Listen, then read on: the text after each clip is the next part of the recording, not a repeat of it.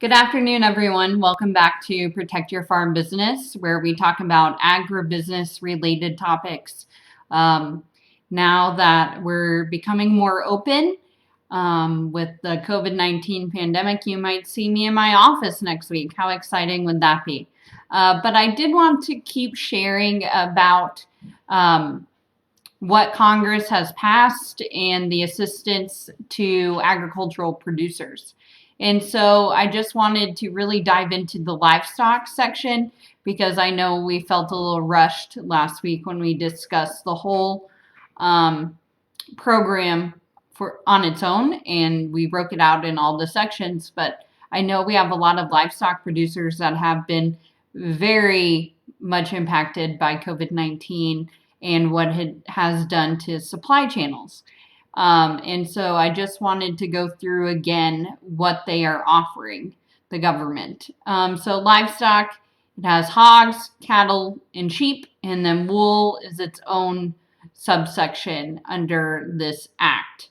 And again, I leave a lot of links in the description box to talk about where agricultural producers fall in the CARES Act.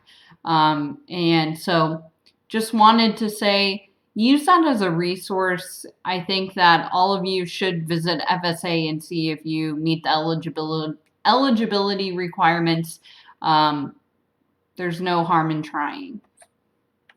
So I just wanted to show these slides again. I know you saw them last week, but a single payment for livestock will be calculated using the sum of producers' number of livestock sold between January 15th and April 15th, 2020, multiplied by the payment rates per head in the highest inventory number of livestock between April 16th and May 14th, 2020, multiplied by the payment rate per head. Producers must provide the following information to the CFAP program: is the total sales of eligible livestock by species and class between January 15th and April 15th of owned inventory as of January 15th, including any offspring from that inventory.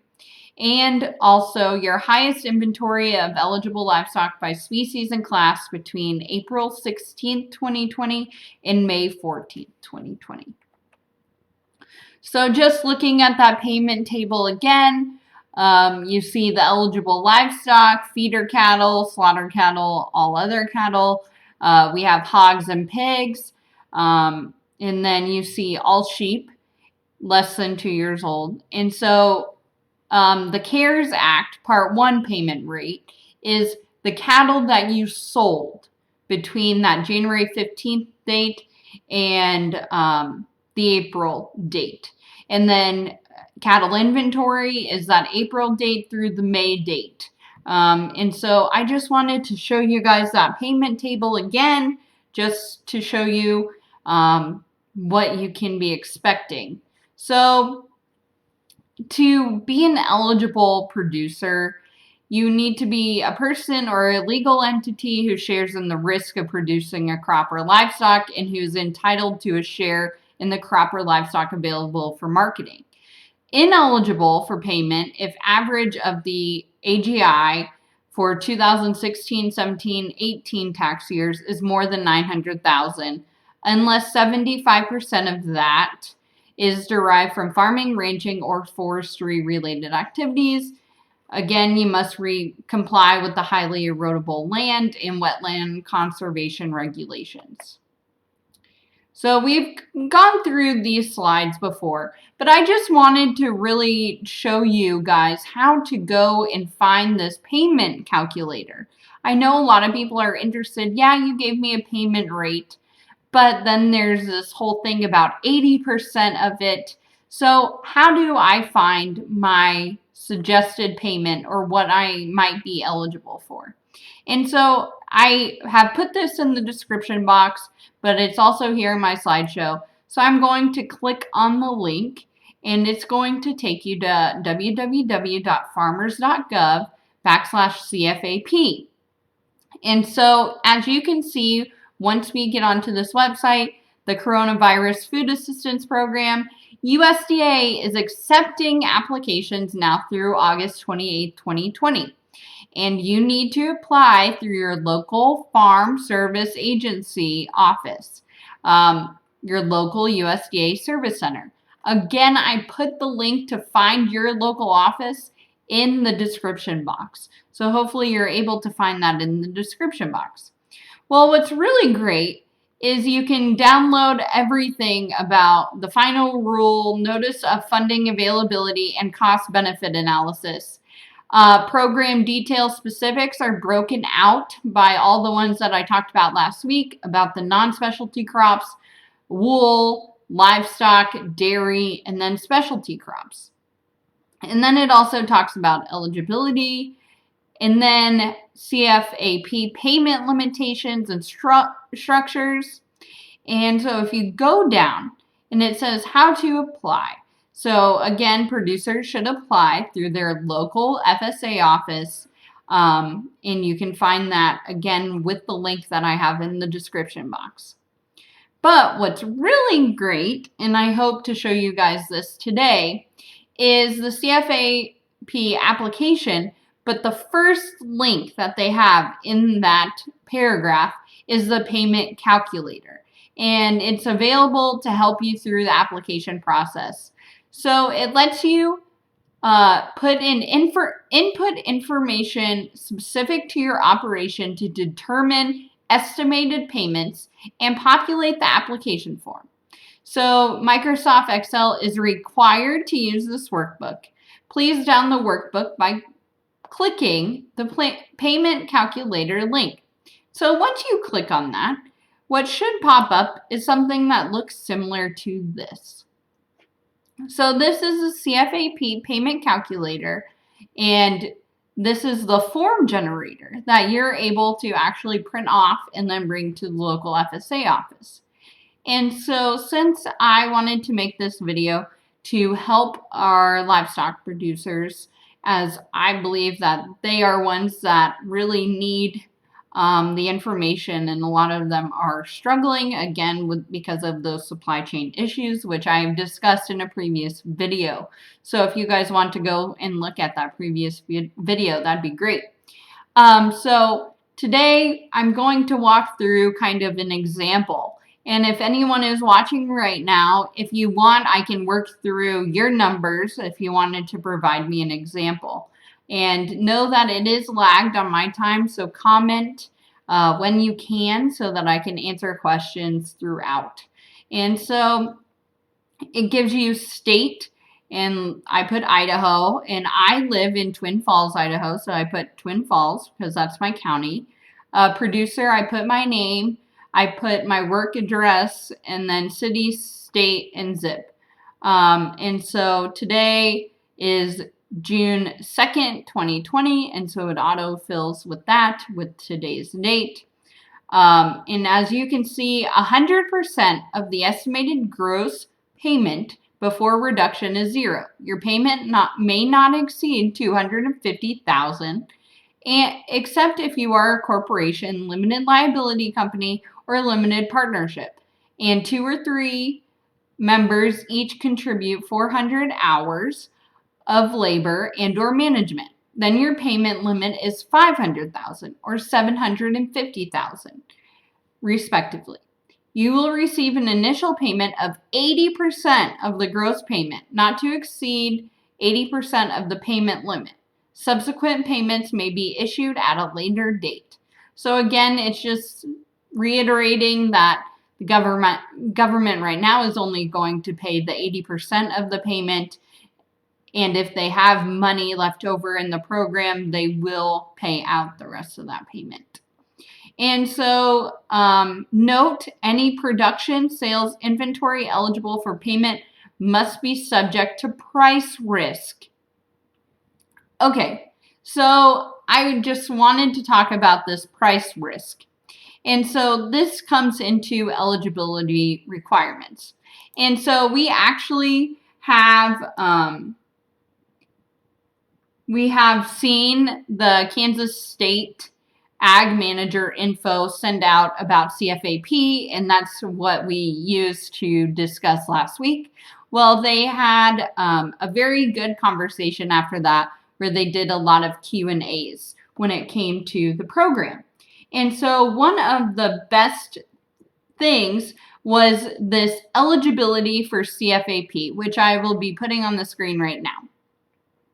So, what is considered unpriced inventory for non-specialty crops? So again, it says eligible for payment must be subject to price risk.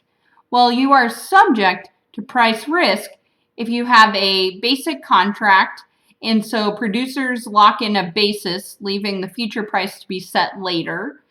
You have a basis fixed contract, no price established, so you are just going to the market, delayed price or deferred price contract. So producer delivers commodity without setting a sales price. So then what is ineligible? You have to have that price risk. So cash contracts, fixed price contract, forward price contract, cash forward contract, minimum price contract, option contract, window contract, hedge to arrive, futures fixed contracts, futures contract. And so all of those would be ineligible off of CFAP. So they had to be subject to that price risk, as you have read in this Excel form. So let's jump into an example. And I just wanted to see if anyone commented with their information, and I am not seeing any. So I just wanted to say, if you had, let's say you had your cow-calf operation, and I am in Twin Falls with my cow-calf operation. I have 300 pairs this year. And so I had feeder cattle less than 600 pounds, and I didn't sell any between January 15th and April 15th. So they were in my inventory, okay? But it says sales of owned inventory as of January 15th and any offspring from owned inventory. Well, all of my owned inventory, I had 300 pairs. And so those pairs were born between January 15th and April 15th. Therefore, I'm putting 300. Okay? So as you can see, this 300 is then resulted in that 80% would be that $24,480. Well, I still had 300 pairs, so highest inventory, I held on. So I have 300 that are above 600 pounds that I'm holding on to. Okay? And then I have, let's say, I went and sold some cull cows. So they were over 600. I sold 40 during that period. And as you can see, that resulted in another payment. So total, I am thinking I will get a payment from the CFAP for $36,848. Okay? And so what this form actually does is this initial payment below is equal to 80% of the gross payment before payment limitation and other reductions. So I could possibly get $36,000, almost close to $37,000 from having that cattle on hand and being a cattle producer, and I'm facing price risk. So I didn't have a contract already in place. So all of my cattle would be sold on the open market. I have not set a price. Therefore, I am eligible for that payment. If my cows were under contract, then I would not be eligible for that payment. And so I wanted to tell you guys about this because I know a lot of people have questions, and I hope that you do have contracts and they were able to honor them. And I think FSA is working with those situations, those different situations. So, how are cattle purchased during the January-April timeframe treated in these programs? So that was one of the questions that I saw on Kansas State's Q&A. And what they said is cattle purchased on or after January 15th are not eligible for CARES Act Part 1 payment. Cattle purchased between January and April and still owned between April 16th and May 14th are eligible for that Part 2, so that CCC payment or cattle on inventory. So feeder cattle purchased after January 15th do not qualify.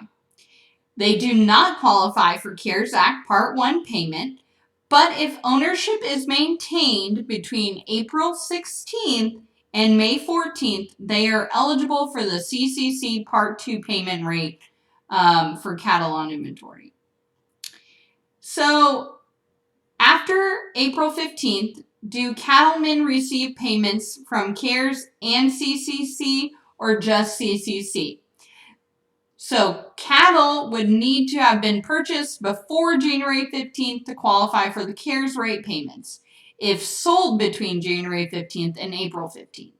If they were purchased after January 15th and were in inventory between April 16th and May 14th, they could qualify for the $33 per head.